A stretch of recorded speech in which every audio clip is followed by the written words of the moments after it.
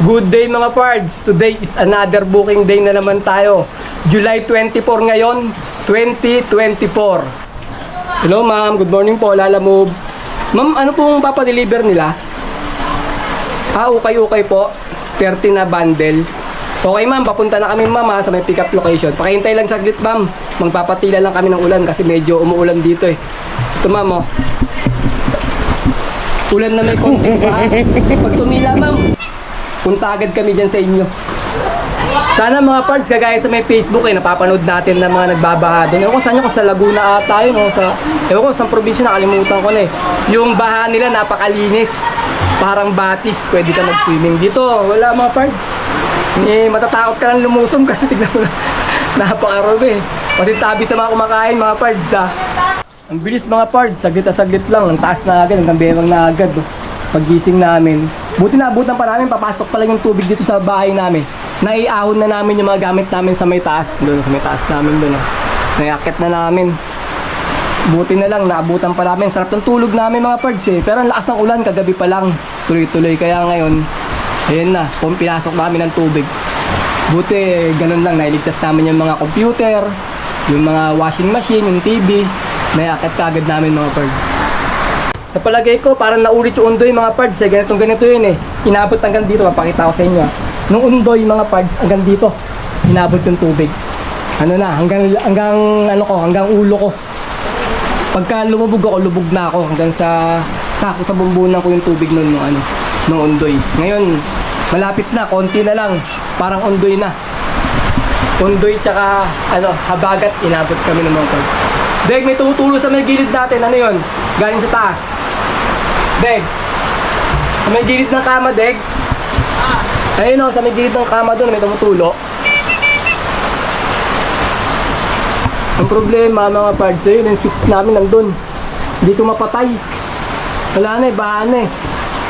Dalangoy na ako dito eh.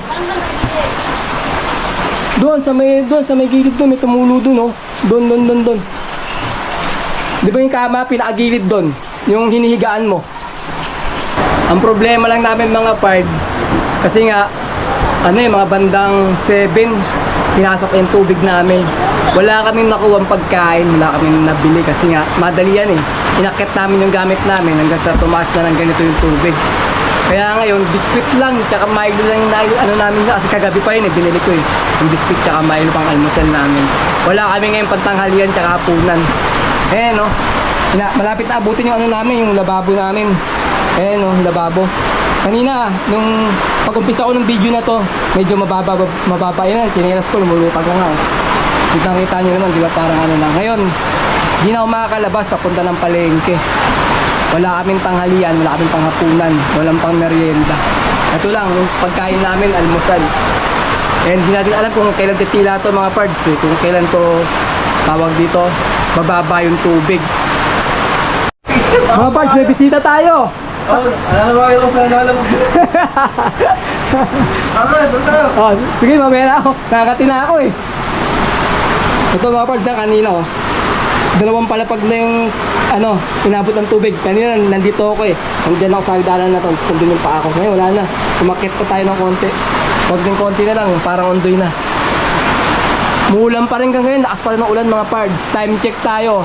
9:50. Mag-alas 10 na ng umaga. Wala, no choice mga pards. Di tayo makakabiyahe. Ang ganda sana ng booking ngayon. Ang lalaki ng pamasahe. Malapitan lang. Meron 800. Malapitan lang dito sa amin. Nakikita ko yan. Ang lalaki ng mga high demand. Grabe. Pagka ganitong pahirapan, sa tinataasan yung booking natin. Pagka ewan ko na lang. Hindi natin masabi. Ayan na. Inaabot na yung lababo ko. Siguro 1 inches na lang. Pasok na sa lababo. Yung baha.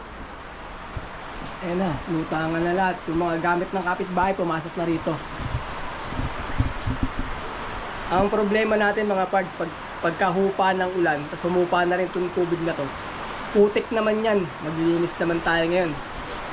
Babarasin natin yung mga sulok-sulok niya kasi puro putik yan, sigurado ko lang. Ganun nung undoy eh. Tsaka nung habagat, nung bumaha din dito. Hindi naman bahain itong lugar namin.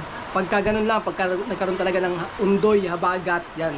binaha kami. Yun lang ang baha na nangyari sa amin. Tsaka itong baha na to ngayon.